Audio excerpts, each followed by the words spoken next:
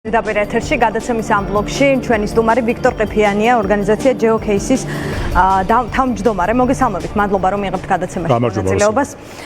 ჩვენ მე ვცდილობდი რესპონდენტებთან დღეს მესაუბრა პროტესტზე, მის მიმდინარეობაზე, განვითარებაზე თუ პერსპექტივებზე.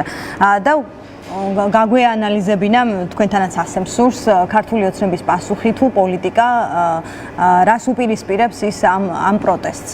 ჩვენ ვხედავთ რომ ქართული ოცნება არის იზოლაციაში დასავლური ცივილიზებული სამყაროსგან, არის წნეხში ქვეყნის შიგნით 73 დღეა პროტესტის, თუმცა ის ცდილობს რაღაცნაირად გადააგოროს ან ასე ვთქვათ, გადააგოროს ეს კრიზისი.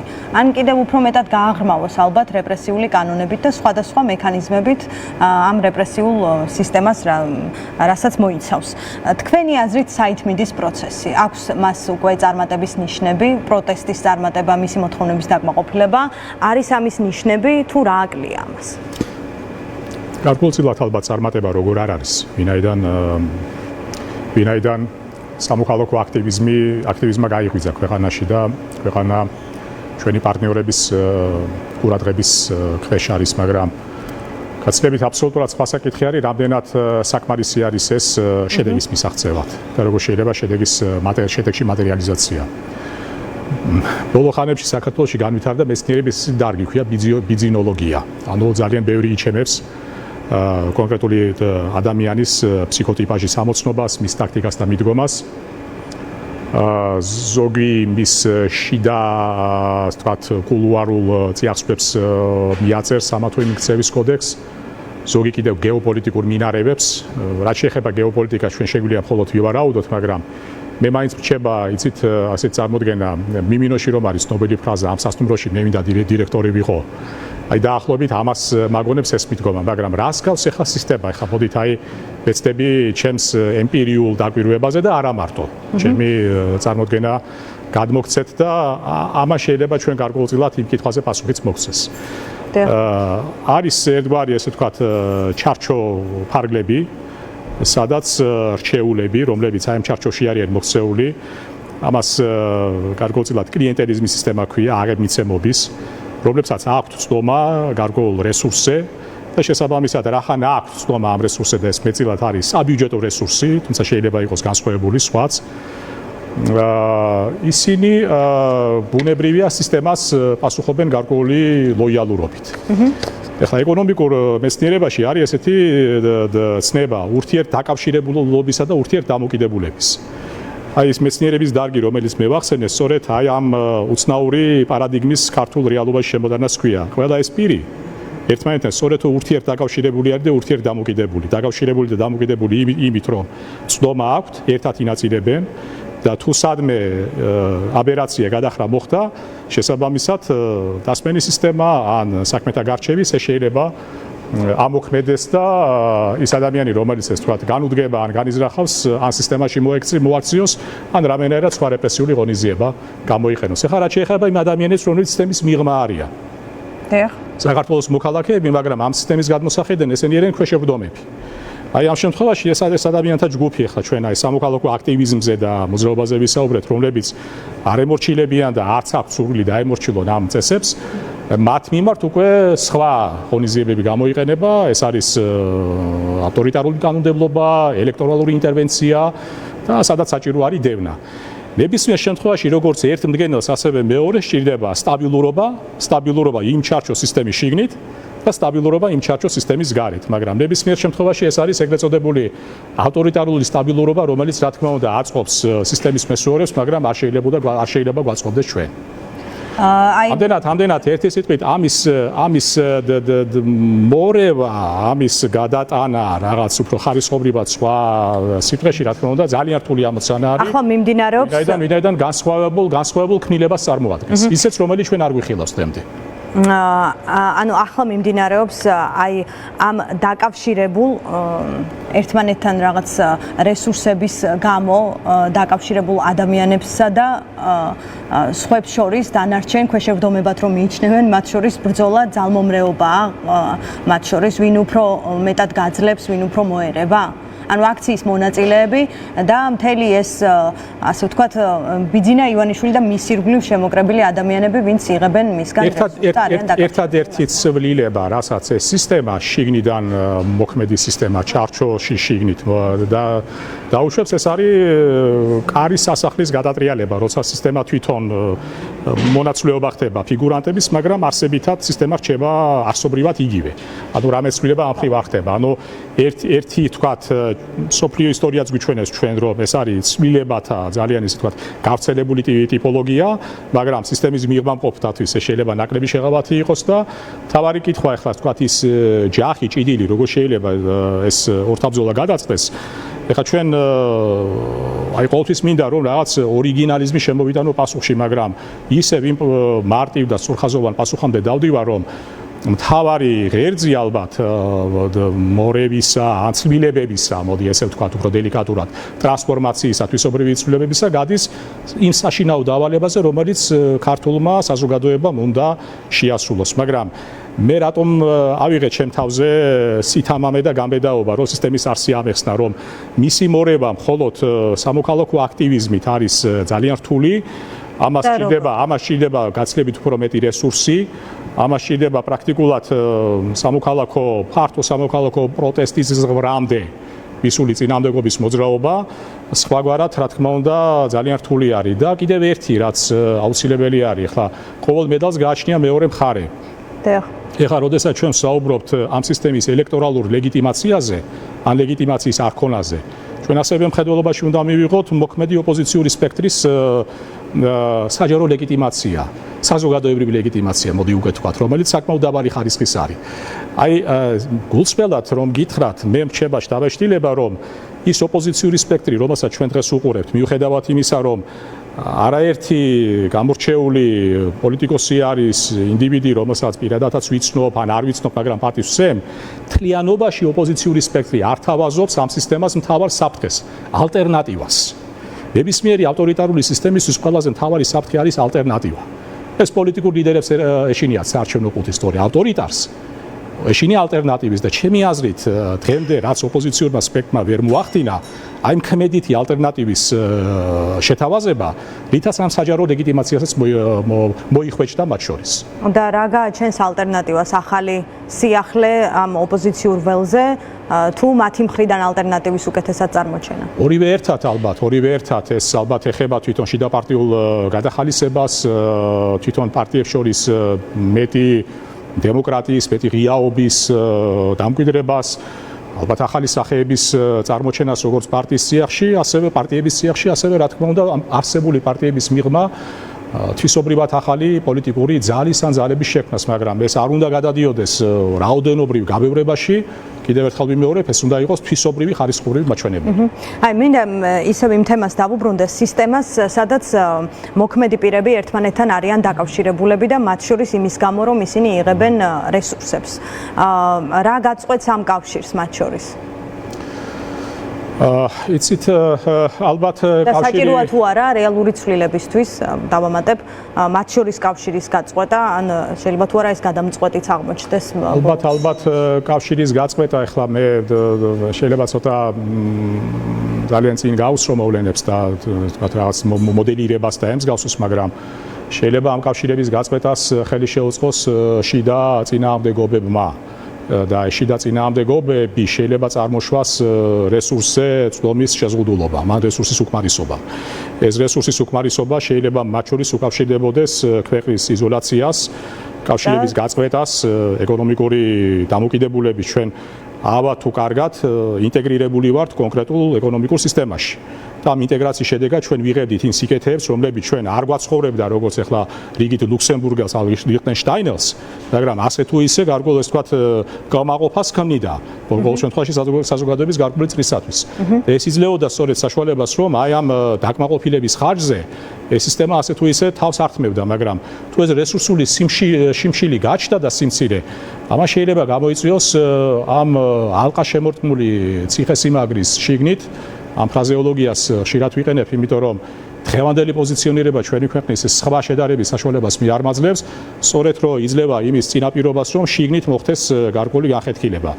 ეს განხეთქილება ასევე მე ვფიქრობ, რომ ადრე თუ გვიან მოხდება თავარი არის რომ ის გარეშე რომელზეც ჩვენ ვისაუბრეთ საქართველოს მოქალაქეები მათი გაგებით ეგრეთ წოდებული ქვეშევრდომები მზად იყვნენ რა რომ ამ განხეთქილების მიმდინარეობას დროზე აუღონ ალღო და გადაიტანონ კონსტრუქციულ კალაპოტში მესმის, თუმცა თქვენ ატყობთ თუ არა ბიძინა ივანიშვილის პოლიტიკაში რაღაც შემგუებლურ უნარჩვევებს. ის დასანქცირებულია შეერთებული შტატების მხრიდან, შეიძლება ეს არ არის უმაღლესი დონე სიმკაცრის თვალსაზრისით, სანქცია, რომელიც მას აქვს დაწესებული, თუმცა საუბრობენ და ევროპაშიც, ევროპულ სახელმწიფოებში და შეიძლება ეს არ არის, ასე ვთქვათ, უკანასკნელი სანქცია, რაც მას აქვს.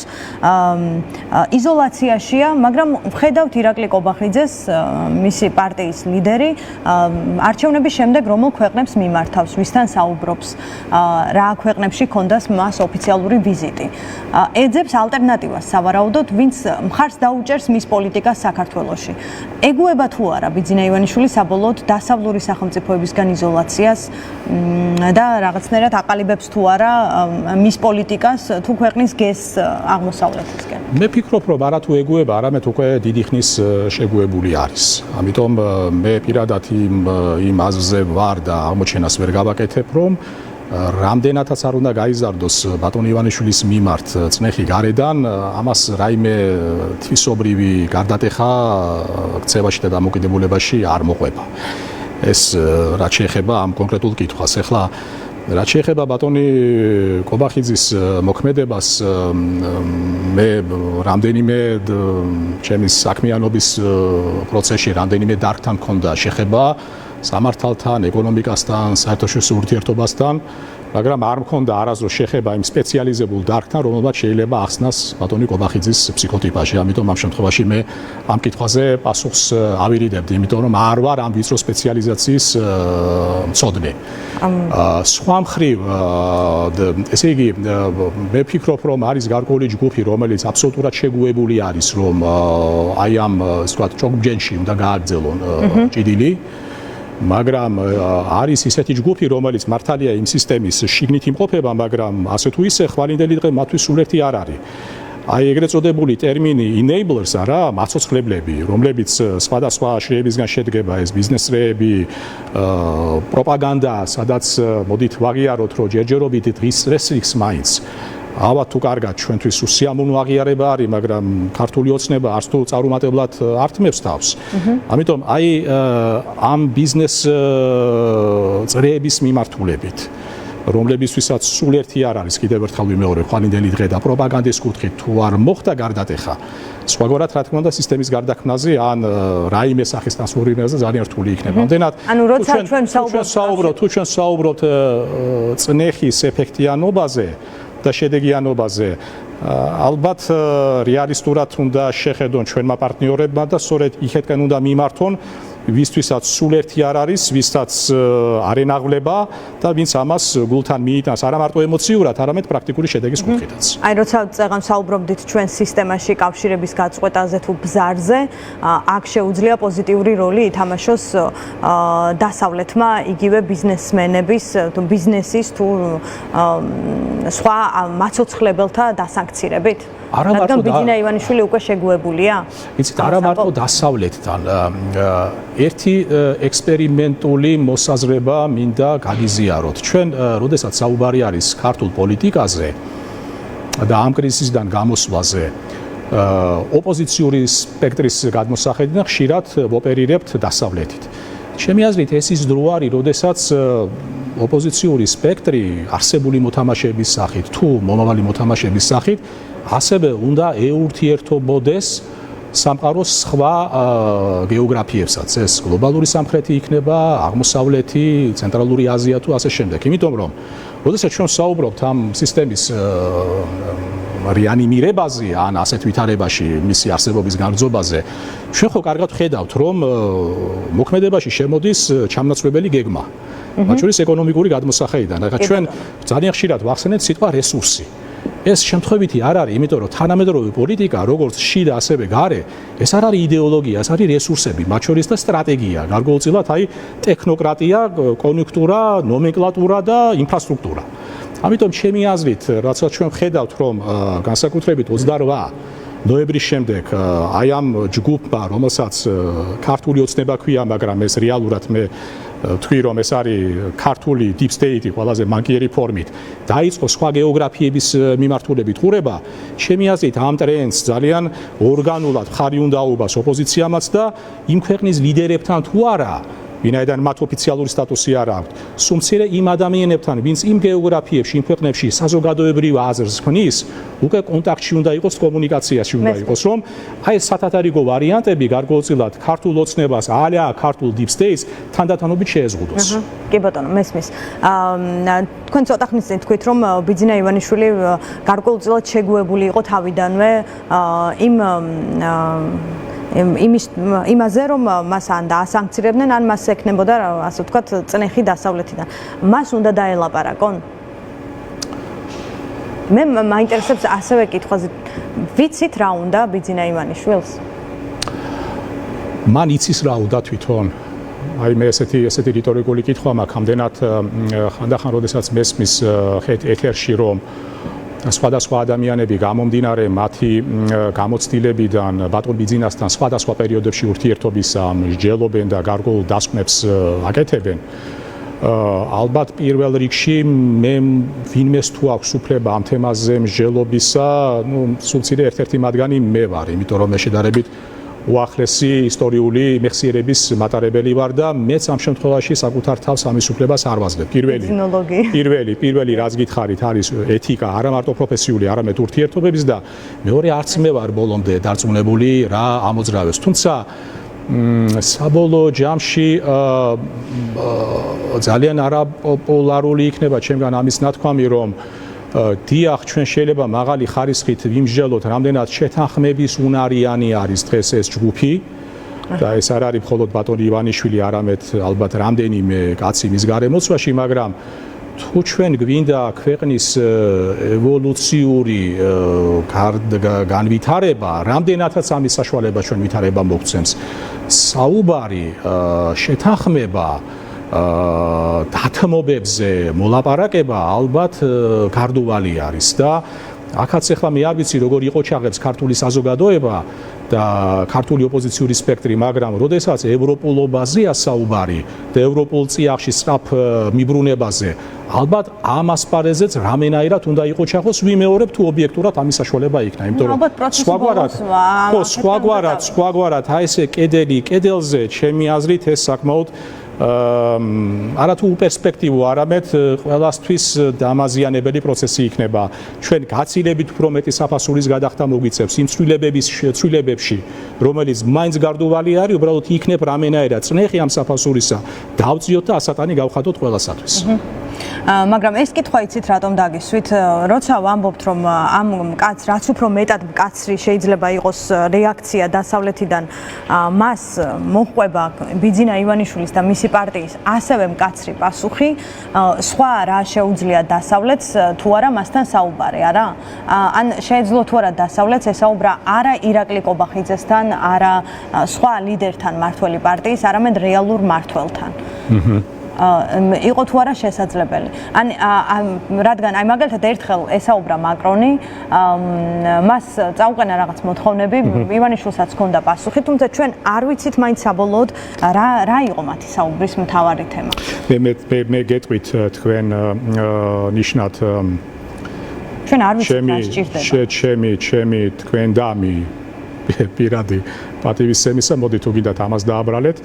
არა მარტო მაკრონთან საუბარი, არამედ მანამდეც იყო ცდილობები ასეთი ორმხრივი საკომუნიკაციო არხების გახსნის.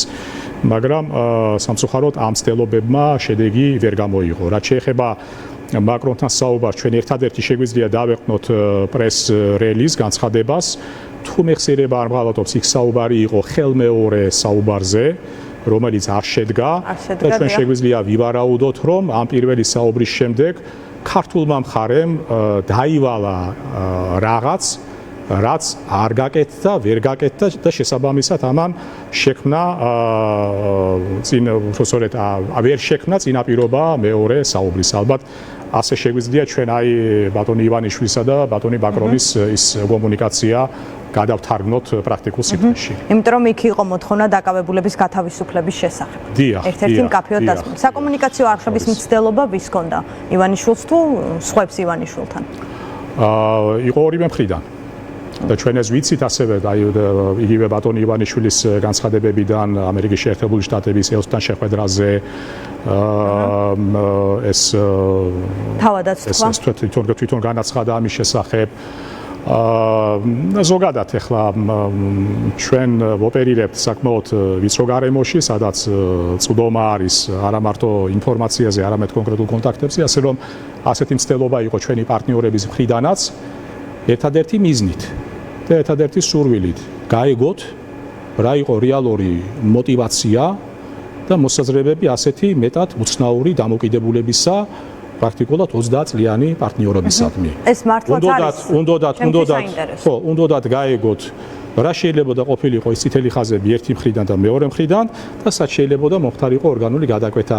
ეს საჭიროება განსაკუთრებით აქტუალური გახდა უკრაინაში რუსული აგრესიის განახლების შემდეგ. მაგრამ ნახეთ და მოწმენი ვართ იმისა, რომ ეს მსვლელობები სამწუხაროდ დამთავრდა წარუმატებლად. რისი ბრალი არის ეს სამყაროს თავისებური აღქმის? თუ არის კიდევ რაღაც სხვა გეოპოლიტიკური შრეები, ახლა რაც შეეხება მეორე ელემენტს, მე რა თქმა უნდა მიჭირს და ეგ არასერიოზული იქნება ამაზე საუბარი, თუმცა ჩვენ ვიმყოფებით იმდენად რთულ რეგიონში და იმდენად წინააღმდეგობრივ რეგიონში, რომ არც ის უნდა გაგვიკვირდეს, რომ ხვალდაზე ისტორიის ფურცლებმა დამატებითი მასალა და ფაქტები მოვაწოდოს ამასთან დაკავშირებით. თქვენ შეგიძლიათ დამატებითი რამ მითხრათ ამ კომუნიკაციის მცდელობაზე თუ კი იცით ბიძინა ივანიშვილმა თავად თქვა არჩევნებამდე რომ აქვს დაგეგმილი ამერიკის ელჩთან შეთანხმებულია შეხვედრა და შემდეგ აღმოჩნდა რომ ასეთი შეხვედრა ვერ შედგა ეს ვის გამო ბატონო ვის გამო არ ვიცი ამ ისტორიაზე მე ვერ გეტყვით მე ერთადერთი რაც ვიცი აი რაც თქვენ განცხადებიდან შეიტყვეთ მაგრამ რაც შეეხება აი საკითხის მეორე ნაწილს რომელიც სხვა შესაძლო კომუნიკაციებს ეხებოდა მანამ სანამ ბატონი ივანიშვილის გარშემო არსებობდა არც თუ ბევრი მაგრამ ჯანმრთელად და რაციონალურად მოაზროვნე ადამიანების მცირე მაგრამ გარკვეული ჯგუფი მათი მხრიდან გარკვეულ საუბრებში, ეხლა ისე გამომდის მათ შორის კოლმეურნეობის თავმჯდომარის არ იყოს, იყო რა თქმა უნდა ამაზე საუბრებიც, მაგრამ საბოლოო ჯამში აი ახლა დღეს რო ჩვენ შევხედოთ იმ ველს, რომლის უნებლიე თუ ნებელობითი ზევალი არის თავად ბატონი ბიძინა, იქ არათუ ამ საუბრების წამომწყები, არამედ როგორც ფოლკლორული ენით იტყვიან ხოლმე, ცუდი ამბის მიმტანიც უკვე აღარავინ არ დარჩა. კავშირები გაწყვეტილია. კეთილი, მადლობა. მადლობა თქვენ. დავაკვირდეთ პროცესს როგორ განვითარდება. მადლობა ვიქტორ ყიფიანს. მე თქვენ დაგემშვიდობებით, დამემშვიდობები მაყურებელსაც დროებით. თქვენ გელოდებათ ნოდარ მელაძის შაბათი, ამიტომ გირჩევთ რომ დარჩეთ TV პირველზე. დასრულების შემდეგ კი ჩვენ ისევ დავბრუნდებით ეთერში, ამიტომ დაგველოდეთ.